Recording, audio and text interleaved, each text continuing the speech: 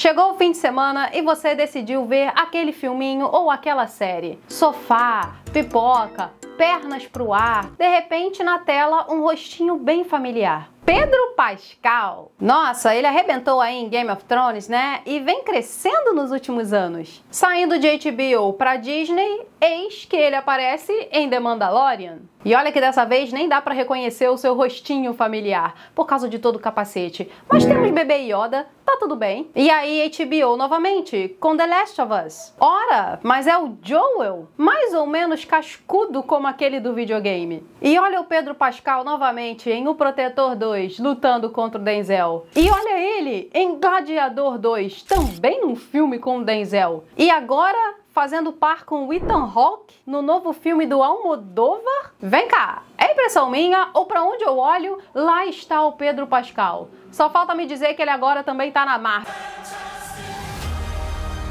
Que fenômeno! Mas ele é apenas um de um seleto grupo de atores que estão aí por toda parte. Pode ter certeza que a Zendaya também faz parte da listinha.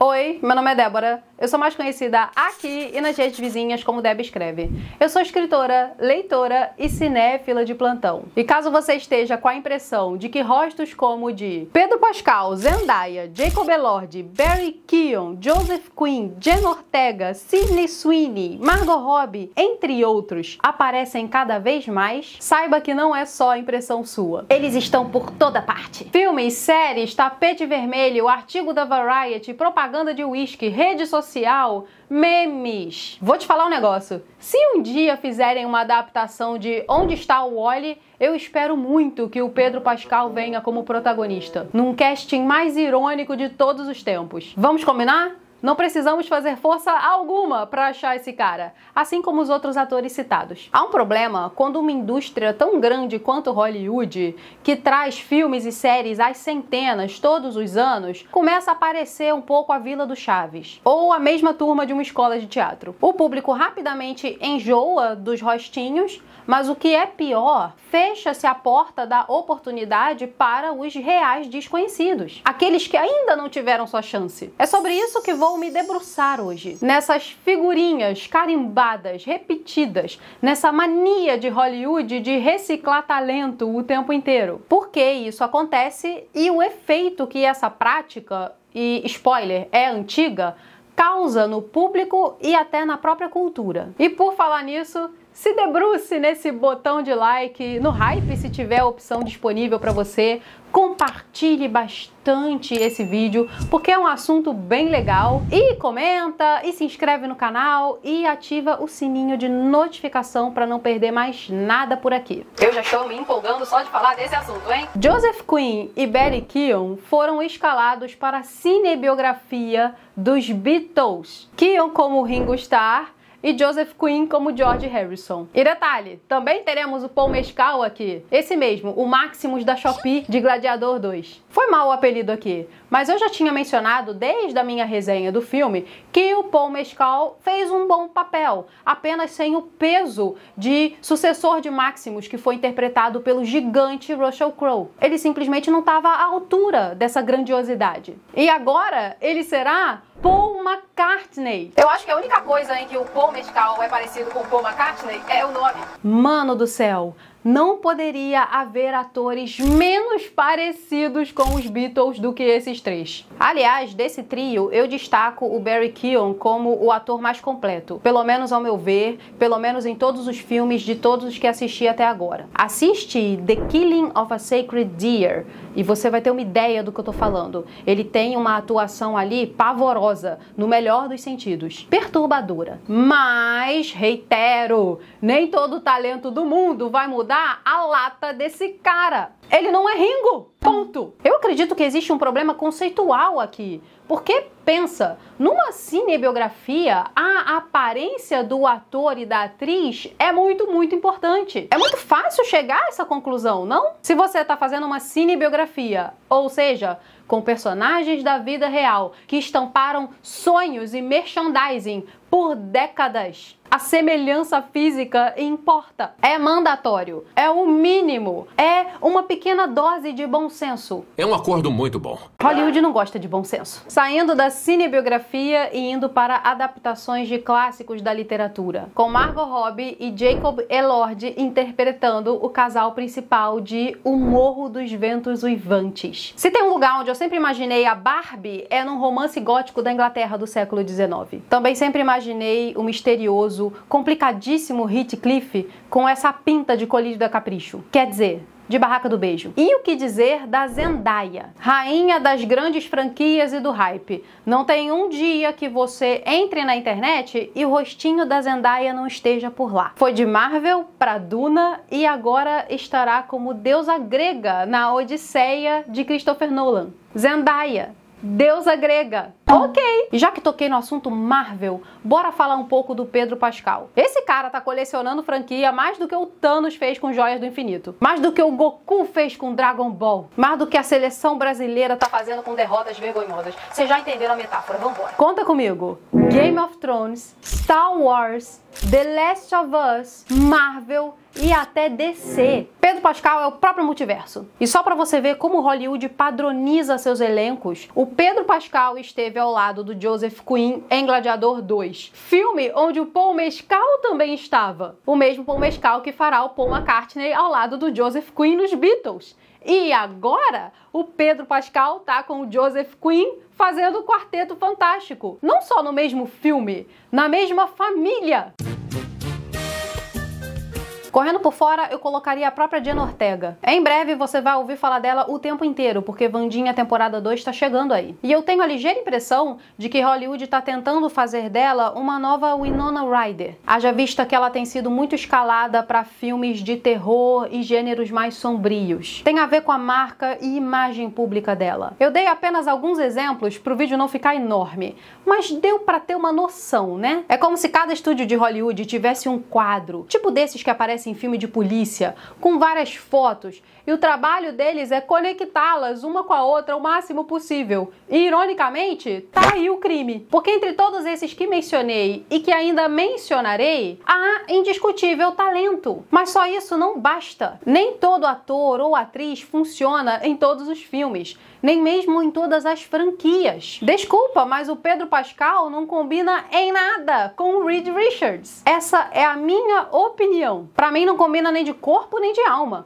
Porque aqui a questão não é só saber atuar. É mais como tentar enfiar um bloco quadradinho num buraco redondo. Eu vou te falar, Hollywood fica insistindo que o Pedro Pascal é tão utilizável quanto uma camisa da Insider. Mas não é. Ó o jabá aí. A Insider também tá conhecida por estar em todo lugar. Ainda mais entre os criadores aqui dessa plataforma de meu Deus. E também está conhecida por estar em cada vez mais armários. Porque cada vez mais pessoas comprovam a qualidade das roupas. Roupas básicas que podem ser usadas a qualquer hora do dia. Um tecido macio, confortável e que desamassa no corpo. E isso porque eu vou te dizer, são roupas que nem amarrotam muito em primeiro lugar. Sem contar aquela regulagem térmica linda. E agora que estamos no outono e o clima começou a esfriar, a camisa perfeita para essa época é a Tech T-shirt Long Sleeve. Eu já tô com a Insider faz um tempinho, mas o mais legal é ainda receber comentários como esse. Débora, eu aproveitei a promoção e comprei pro Dia das Mães. Verdade que o Dia das Mães já passou, mas as condições da Insider não.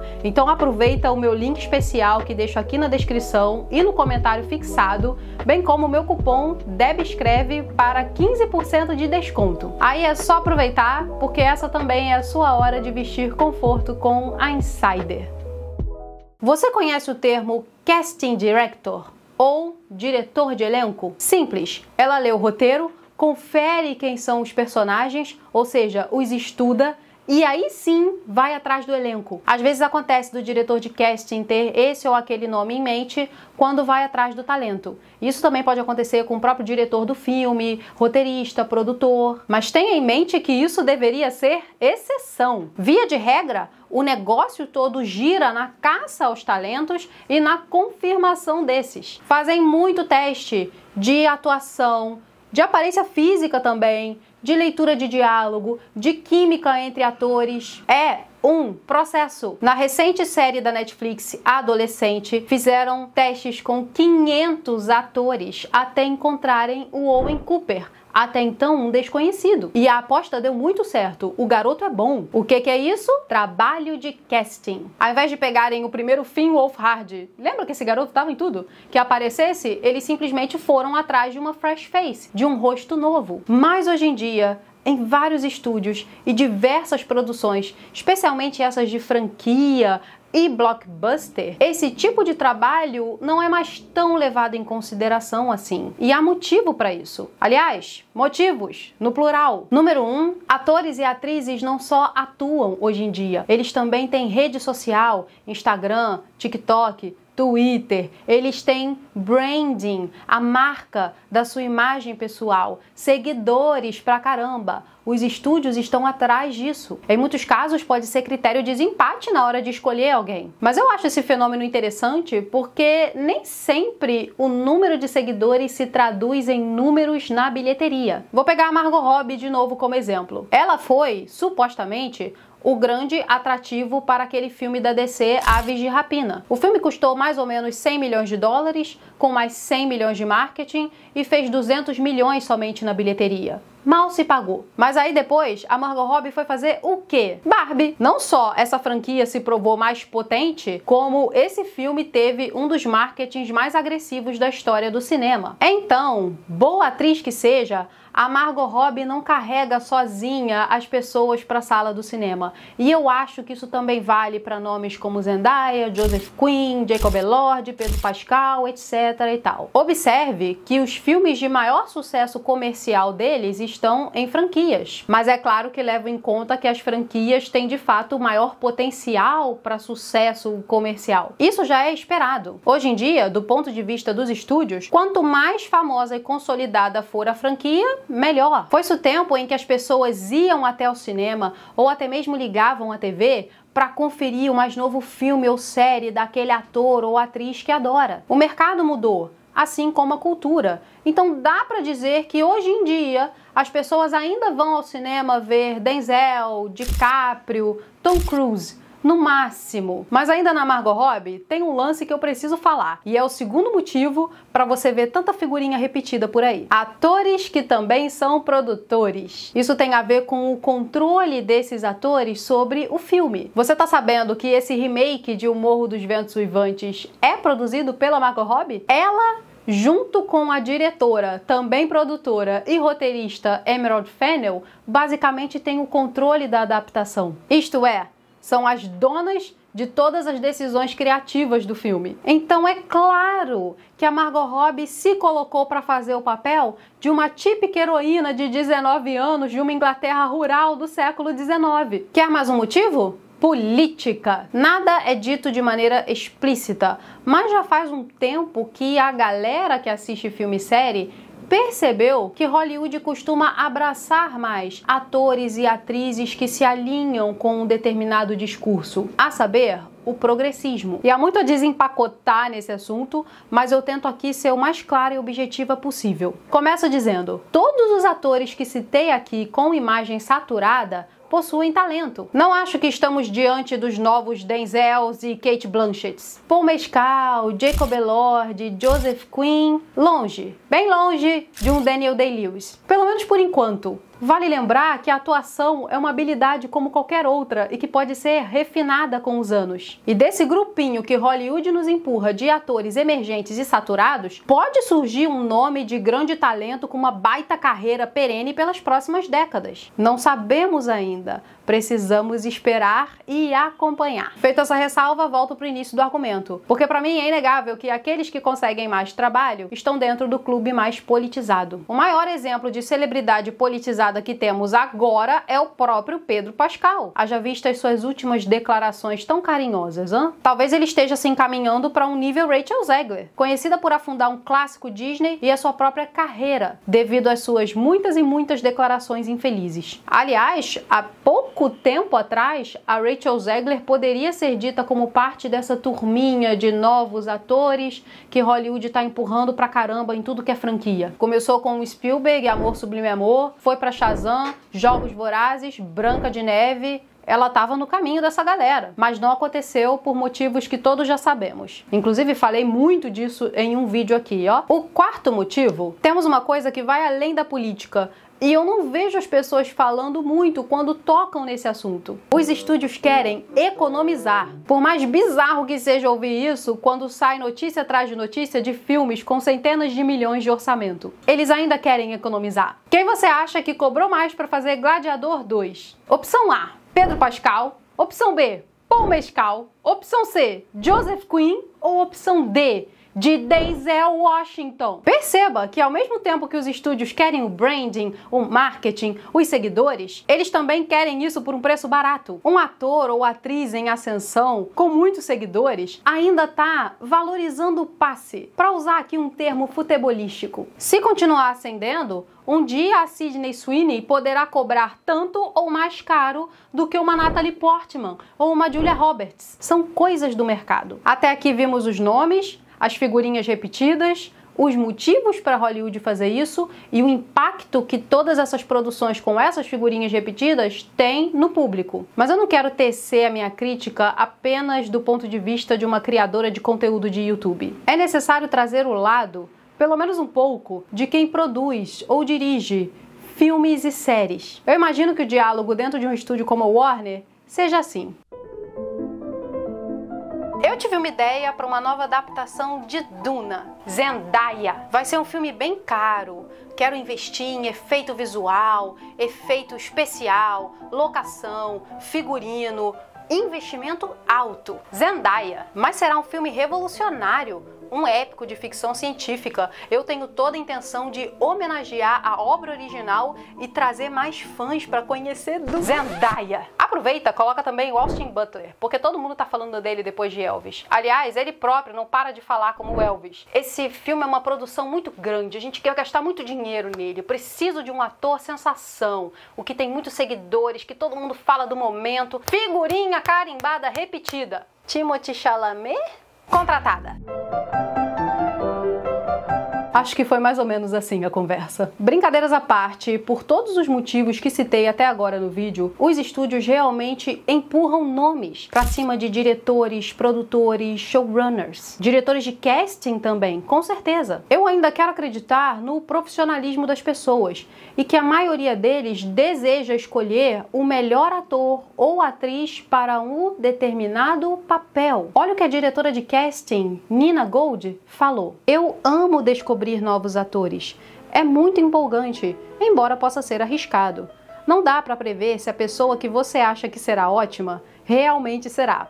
Mas tudo não fica tedioso se você sempre joga no seguro e utiliza os mesmos nomes de sempre. A Nina Gold é conhecida por seu trabalho de escolha de elenco em Game of Thrones e The Crown. A mulher já ganhou até Emmy pelo seu trabalho. Olha eu aqui usando argumentos de autoridade sem vergonha nenhuma. Mas eu sou capaz de apostar que se você pesquisar entrevistas com diretores de elenco, showrunners, você vai encontrar noções semelhantes. O lance da figurinha repetida é pura política de estúdio, por óbvio, porque filmes e séries não são apenas arte ou entretenimento, mas também produtos a serem comercializados. E isso nos leva à pergunta: o que os estúdios podem fazer? Na minha opinião, equilíbrio é a chave. Escolhe um ator ou atriz de nome, que inclusive pode ser dessa patotinha de supervalorizados ou supersaturados, e use-os para ancorar a venda e o marketing do seu filme ou série. Pois sabemos que o elenco de um filme ou série não se reduz a somente um ator ou atriz. Tem filme por aí de um ator só,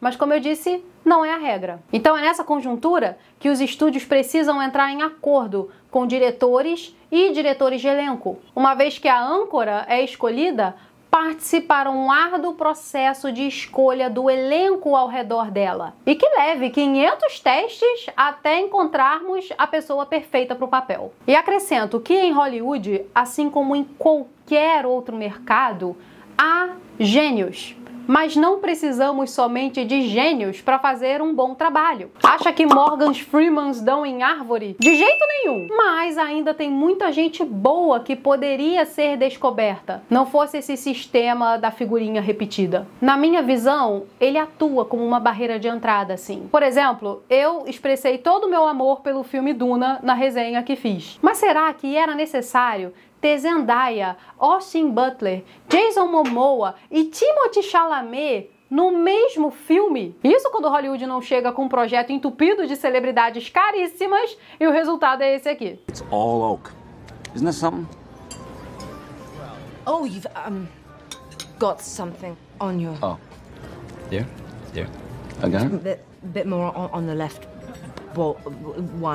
left side.